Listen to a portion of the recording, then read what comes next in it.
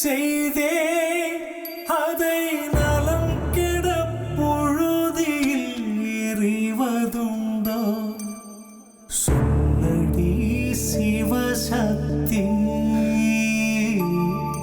என்னை சுடர் மிகும் அறிவுடன் படைத்து சொத்து பிரச்சனையால நாங்கெல்லாம் பிரிய போறோமா? வல்லமை தாராயோ இந்த மாநிலம் பயனுற வாழ்வதற்கே சொல்லடி சிவசக்தி நிலச்சுமையென வாழ்ந்திட புரிகுவையோ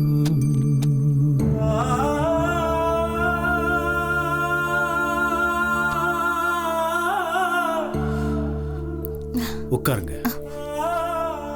போங்க.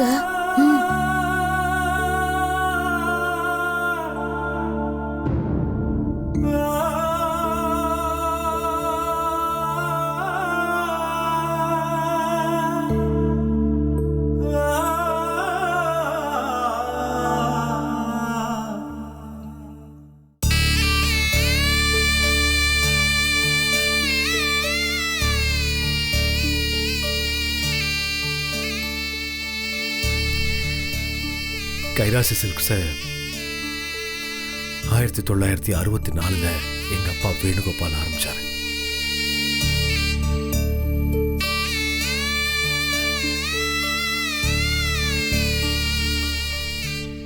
காந்தி வீதியில இலக்கியம் 46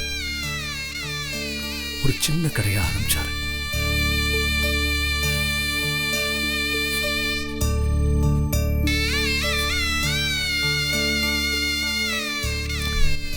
கடையும் இந்த வீடும் இது ரெண்டும் எங்க ரத்தத்துல ஊர்ன சொத்து.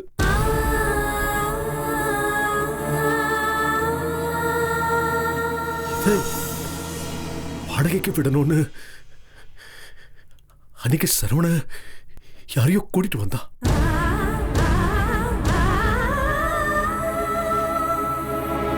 ரொம்ப வருத்தமா இருந்துச்சு. இந்த உலகத்துல பணத்தை தாண்டி நிறைய விஷயங்கள் இருக்கு. பணம் மட்டும் வாழ்க்கை இல்லை. தேவைக்குதான் பணம் இருக்கணும்.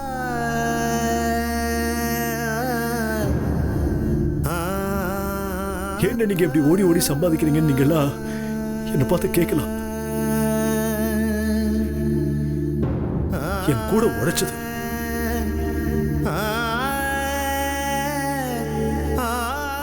சண்முகம், அவனு தான் உழைச்சான்.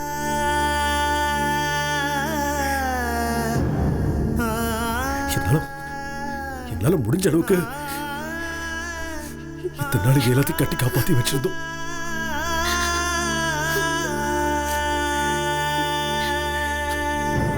எனக்கும் மீனாட்சிக்கும் நம்ம அம்மாவுக்கு இருந்த எண்ணம் நம்ம குடும்ப கடைசி வரைக்கும் பிரியக்கூடாதுங்கிறது மட்டும்தான்.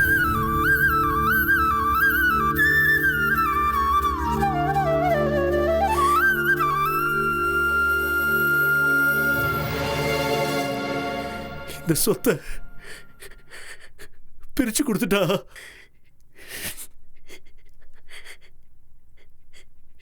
எல்லாரும் ஆளுக்கு ஒரு திசையா பிரிஞ்சிருவீங்கடா.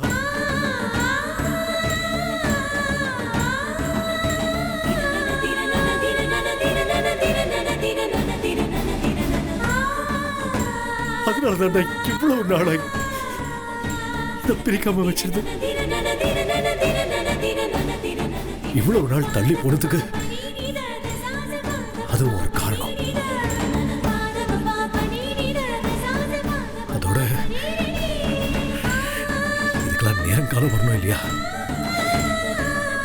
அது வந்துருச்சு. இன்னைக்கு சொத்து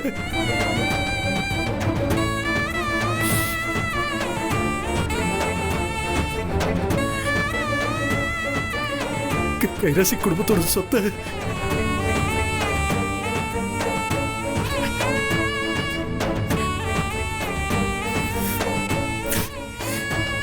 பிரிக்க போ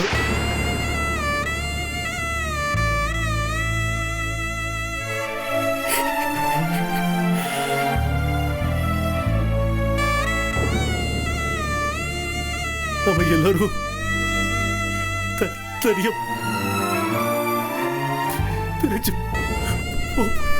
இங்க பாருங்கண்ணே, எல்லாரும் எனக்கு இதெல்லாம் எதுவும் வேணாண்ணே. கடைசி வரைக்கும் உங்க கூடவே இருந்துருண்ணே.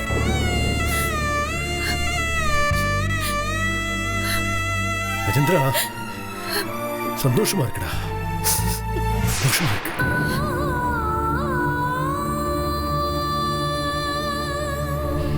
பாருங்க,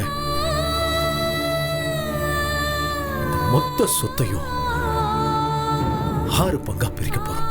அண்ணா என்னண்ணே பேசிட்டு இருக்கீங்க? கைராசி சில்க்ஸ், காந்தி வீதி கடை, இந்த வீடு, இது தவிர மத்ததெல்லாமே நீங்க சம்பாரிச்சதுண்ணே. அதை எப்படி நீ சரிசமமா பிரிக்க சொல்றீங்க?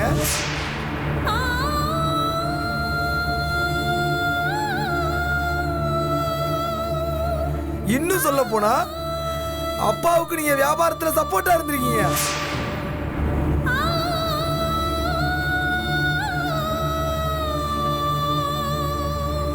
அப்படி பார்த்தா இந்த வீட்லயும் காந்தி வீதி கடையிலையும் உங்களுக்கு பாதி பங்கு இருக்குண்ணே. ஏங்க, உங்க புள்ளைய உங்க அண்ணனுக்கும் அன்னைக்கும் தத்து கொடுத்துட்டீங்க.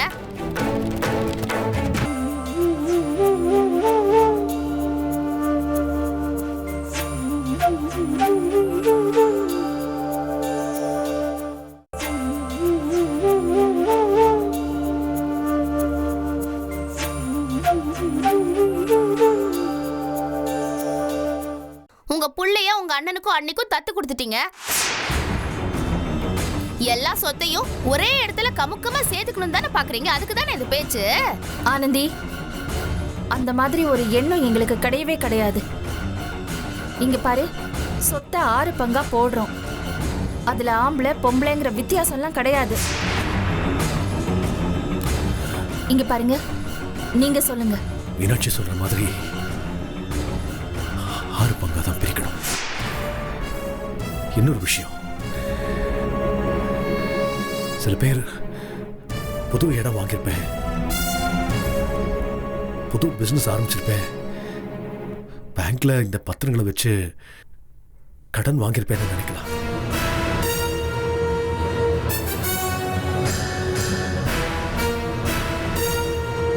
பயப்படாதீங்க, எல்லா கடனையும் நான் அடைச்சிட்டேன். எந்த கடனும் கிடையாது. அதோட பத்திரம் கூட இங்கே தான் இருக்கு.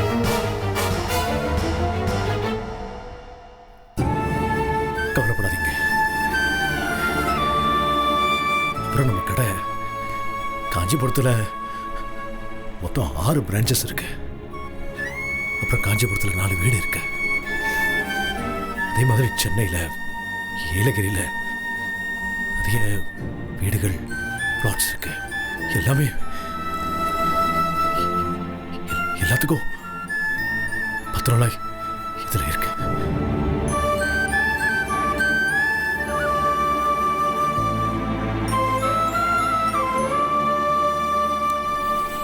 சொத்தை சம பங்கா பிரிக்கணும்.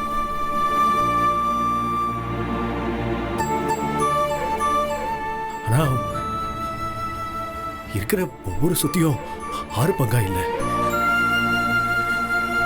சிலது வேல்யூல கொஞ்சம் மேலேயும் கீழுமா இருக்கும். அதனால உங்களுக்கு எது பிடிச்சிருக்கோ நீங்க முடிவு பண்ணிக்கங்க.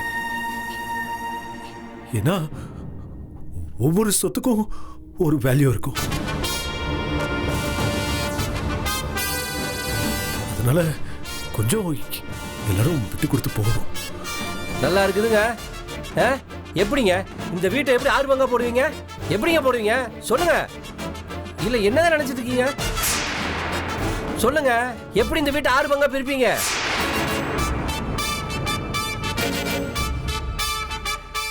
ஏங்க, தெரியாம தான் கேட்குறேன். அப்படியே இந்த கடையை 6 பங்கா போட்டால் எப்படிங்க பிரிப்பீங்க? சொல்லுங்க. சரிங்க, நீங்களே சொல்லுங்க எப்படி பிரிக்கலான்னு. பாருங்க, எனக்கு உமா புருஷனுக்கு இந்த பட்டி வியாபாரம்லாம் சரிப்பட்டு வராது.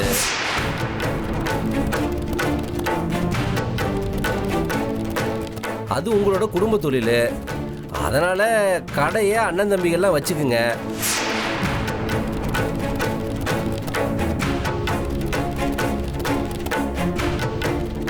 என்னங்க, ஏன் ஆளாளுக்கு அமைதியா இருக்கீங்க? எல்லாத்தையும் நானே பேசிட்டு இருக்க முடியுமா? சொல்லுங்க. ஏதோ என் பொண்டாட்டியோட எண்ணத்தை நான் சொல்லிட்டு இருக்கேன். எல்லாத்தோட எண்ணத்தையும் சொல்லணும்னா நான் என்ன பண்ண முடியும்? இங்கே பாருங்க, என்னை பொறுத்த வரைக்கும் நான் காஞ்சிபுரத்துலேருந்து சென்னைக்கு ஷிஃப்ட் ஆகலான் இருக்கேன். அதனால் சென்னையில் இருக்கிற வீடு, அந்த ஃப்ளாட்டை என் பேருக்கு எழுதி கொடுத்துட்டிங்கன்னா நான் ஒரு வீட்டில் குடியிருந்துட்டு இன்னொரு வீட்டை வாடகைக்கு விட்டுருவேன். எனக்கு அவ்வளோதான். ஆமாம். ஆஹா, நல்ல ஐடியாங்க. ஏங்க, சென்னையில் எங்களுக்குலாம் வீடு தேவைப்படாதா? வேணா வாங்கிக்கப்பா. யோ, அதெல்லாம் நீ சொல்லிட்டு இருக்காத. எங்க வீடு சொத்தை பிரிக்கிறதுக்கு நீ யாரியா? நான் ஒக்கா புருஷன். என் பொண்டாட்டி சொத்தை நான் தானே கேட்க முடியும், வேற யாருக்கப்பா? எல்லாத்தையும் சம பங்கா பிரிக்க சொல்லுங்க, அவ்வளவுதான். ஆமாங்க, அதான் சரி வரும். அது எப்படிங்க முடியும்? ஒரு கடையில 6 பேர் உட்கார்ந்து எப்படி வியாபாரம் பார்க்க முடியும்? சொல்லுங்க. ஆளாளுக்கு ஒரு மூலையில் உட்காந்து வியாபாரம் பண்ண வேண்டியதுதான். அப்புறம் 10 வருஷம் கழிச்சு கடை எனக்கு தான் சொந்தம்னு சண்டை வரப்போகுது. அப்பெல்லாம் சண்டை வராது. முடிஞ்சா வச்சுக்கிட்டோம், இல்லாட்டி வித்துட்டு போட்டோம். டே சரவணா, உன் நோக்கம் புரியுதுடா. எல்லாத்துலயும் சம பங்குன்னா இந்த வீட்லயே உனக்கு சமமான பங்கு வரும்ல.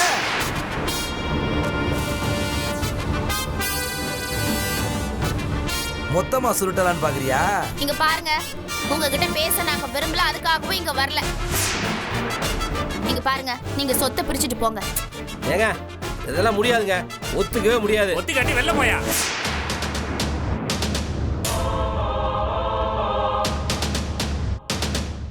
நான் ஏன் போகணும்? நான் ஏங்க போகணும்? நான் எல்லாம் போக முடியாது. ஏய் ராஜேந்திரா, நீ என்ன சும்மா நின்று இருக்க? சொல்லு. இந்த பாருங்க, நான் பேச விரும்பல.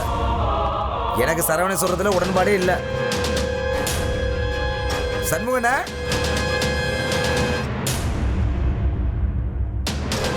பாருங்கண்ணா, நீங்க என்ன பேசாம இருக்கீங்க? பேசுங்க. இங்க பாருங்க,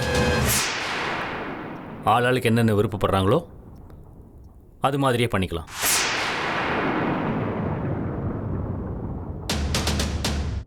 எனக்கு எந்த ஆட்சேபனையும் இல்லை. அப்ப ஒண்ணு பண்ணுவோம்.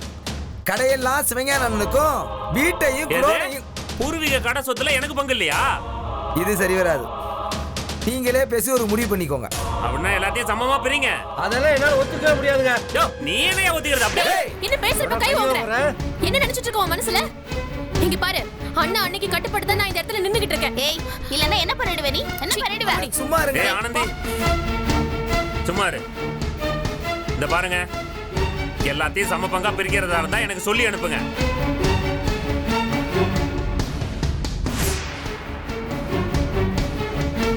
வாமா. ஏய் வாடி, சும்மா நின்னு ஃபீல் பண்ணிட்டு இருக்கா.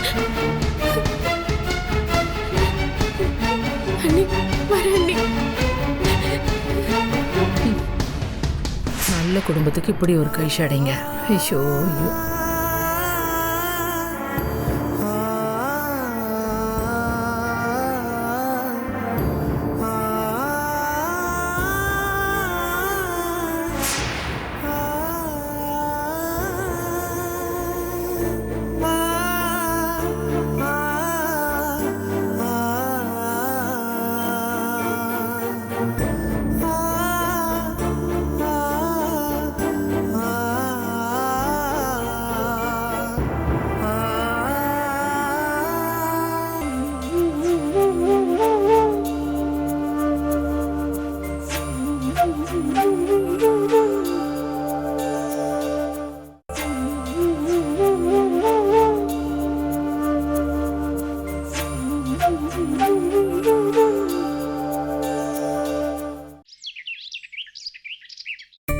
என்னம்மா, போன வருஷம் ஆகஸ்ட் மாசம் எடுத்திருக்கேன், இந்த வருஷம் எடுக்க வேண்டாமாமா?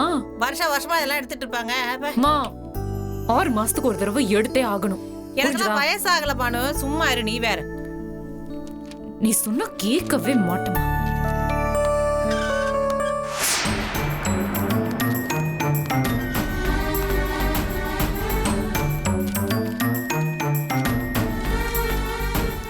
என்னங்க ஆச்சு? ஏதோ சொத்து பிரிக்கிற விஷயமா பேச போறேன்ட்டு போனீங்க. அது ஏன் கேக்குற? பிரச்சனை பெருசாயிடுச்சு.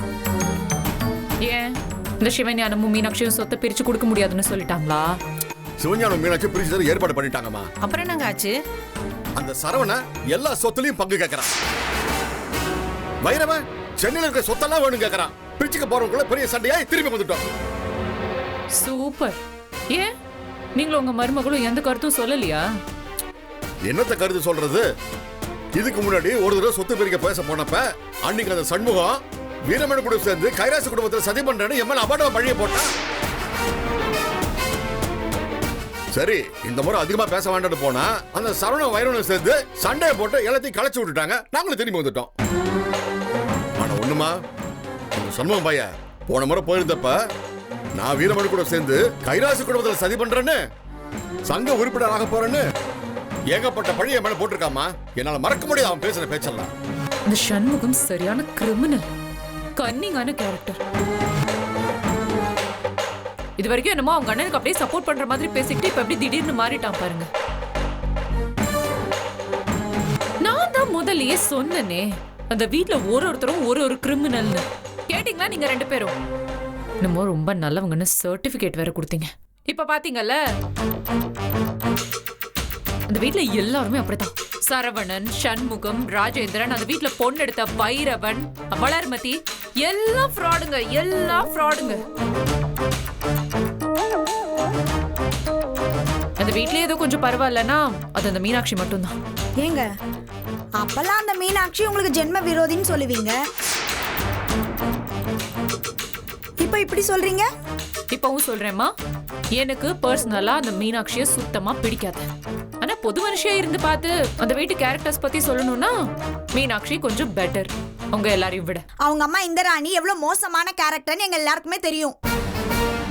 எங்களுக்கு குடைச்சல் குடுக்கறதுக்காகவே அந்த பொம்பளை வீட்டுக்குள்ள கொண்டு வந்து வச்சிருக்காங்க. ஏமா அவங்க வீட்ல அவங்க அம்மாவை கூட்டிட்டு வந்து வச்சிருக்காங்க, உனக்கு அந்த வீட்ல ஃபர்ஸ்ட் என்ன வேலை அது சொல்லு. பானு, உமா அப்படிலாம் பேசாத. என்ன இருந்தாலும் உமா அந்த வீட்டு பொண்ணு.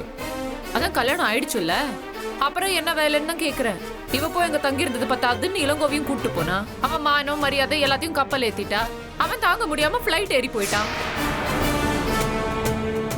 பானு, உமா அந்த வீட்டுல பிறந்த பொண்ணு. நியாயமா பார்த்தா அவளுக்கு சம பங்கு பிரிச்சு கொடுத்தாகணும். ஏன் இவ அந்த சொத்தை சம்பாதிச்சாளா? எந்த அடிப்படையில நீ எல்லாம் சொத்தை பிரிச்சு தரணும்னு கேக்குற? எனக்கு புரியவே இல்லையே. அந்த வீட்ல பிறந்துட்டா மட்டும் போதுமா? ஏதோ அந்த சண்முகம் ராஜேந்திரனாவது கடையில ஏதோ எடுபடி வேலை பார்த்துட்டு இருந்தாங்க.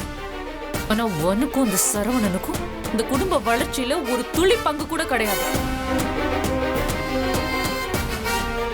இல்ல, நான் தெரியாம தான் கேக்குறேன். நம்ம உழைப்பே போடாத அந்த சொத்துல நம்ம இப்படி பங்கு கேக்குறோமேன்னு உனக்கு கொஞ்சம் கூட கூச்சமாவே இல்லையா? அந்த சொத்துல எனக்கும் பங்கு இருக்குன்னு எங்க அம்மா அண்ணன்ங்க எல்லாருமே என்கிட்ட சொல்லியிருக்காங்க. நீங்க ஒன்னும் அதை சொல்ல தேவையில்லை. நீ ஏதோ அந்த வீட்டுல பிறந்த பாவத்துக்காக அவங்க அப்படி சொல்லியிருப்பாங்க. அது சரி, உன்னை பத்தி எனக்கு தெரியாதா? எங்க அப்பா சுய சம்பாத்தியத்துல வாங்குற அந்த வீட்டையே உன் புருஷன் பேர்ல எழுதி கொடுக்க சொல்லி கேட்டவ தானே நீ? உங்களுக்கு என்ன சொத்துல ஆசையா இல்லையா? அப்புறம் எதுக்கு மாமா சம்பாத்தியத்துல வாங்கின சொத்தை உங்க பேர்ல எழுதி வாங்குனீங்க? எது நான் எழுதி வாங்கினா? எங்க அப்பா அவர் சுய சம்பாத்தியத்துல வாங்குன அந்த வீட்டை தான் சுய விருப்பத்தின் பேர்ல எனக்கு எழுதி கொடுத்தாரு. அன்னைக்கே வேணான்னு சொல்லிருக்கலாம்ல.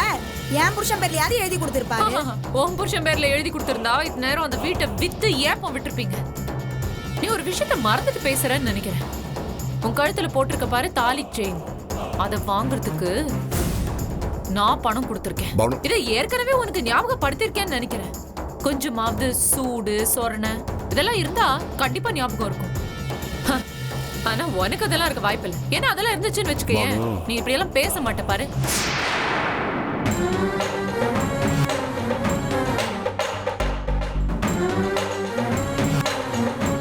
உமா, நீ இதுக்காக ஒன்றும் ஃபீல் பண்ண வேண்டாம். நான் ஏற்கனவே சொன்ன மாதிரி நானும் அத்தையும் எப்போதும் பக்கத்தில் தான் இருப்போம். உனக்கு உண்டான பங்க கண்டிப்பா நான் வாங்கி தருவேன், கவலையே படாத. ம்.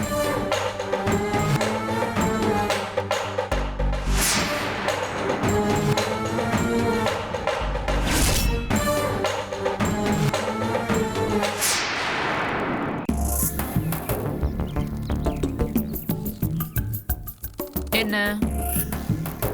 ஒன்றும் இல்லைம்மா கண்ணு. நான் பேசிட்டு வந்ததுக்கு அப்புறம் அந்த உமா ஏதாவது பேசினாளா? அப்படிலாம் ஒன்றும் இல்லைம்மா. அப்புறம் ஏன் இப்படி திருன்னு முழிக்கிறீங்க? இல்லை பானு, அன்னைக்கு யாரோ ஒருத்தர் துப்பாக்கியில் ஒன்று சுட வந்தார்ல. என்னாச்சு? மறுபடியும் ஏதாவது? அப்படியெல்லாம் இல்லை பானு. அதை நினைச்சா இப்பவும் என் நெஞ்சு படபடங்குது. இங்க பாருங்க, நான் அன்னைக்கே சொல்லிட்டேன், அது அதோட மறந்துருங்கன்னு. எப்படி பானு அதை மறக்க முடியும்? அதை அவங்க அம்மா அப்பா கிட்ட கூட சொல்ல வேண்டான்ட்ட. மனசுக்குள்ளே வச்சுக்கிட்டு போராட வேண்டியிருக்கு. என்ன, யார்கிட்டயாவது சொல்லணும்னு தோணுதா? இத பத்தி ஏதாவது வாய திறந்தீங்க அவ்வளவுதான். தெரியும்ல, இப்ப நான் வக்கீல். ஏதாவது ஒரு கேஸ்ல உள்ள பிடிச்சு போட்டுருவேன். ஜாக்கிரதை, மூச்சு விட்டக்கூடாது.